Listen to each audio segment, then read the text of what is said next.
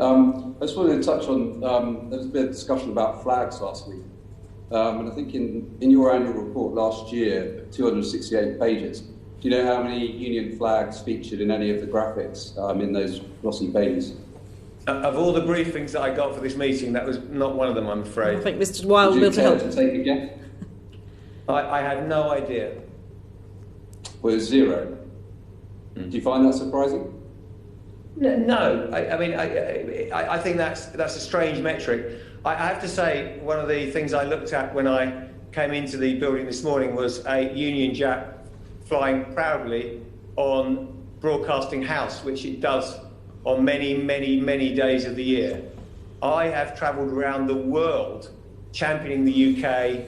I sit on the Private Sector Council for the Great Campaign.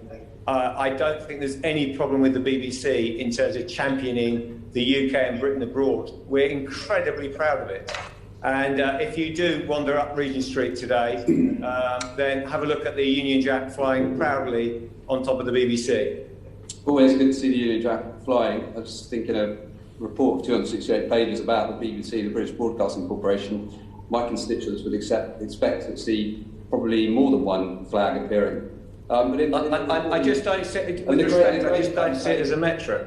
Okay, well you may not, but licence fee payers may do. And the Great Campaign you mentioned, I think the Union Jack features pretty prominently in that. In the report you published last week, the BBC across the UK, again, how many images were there of the Union Jack in that? Well, I could hazard a guess based on where the question is going, but I haven't looked.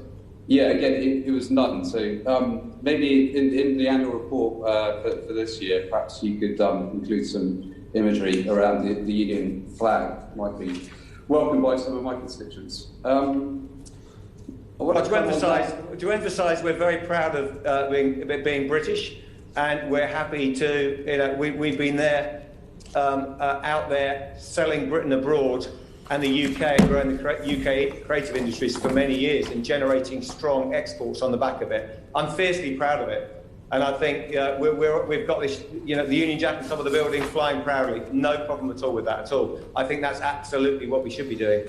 And the UK creative industries is something we should all be incredibly proud of. It's not just about the flag, let's face it, it's about the UK and us getting out there and building business for the country.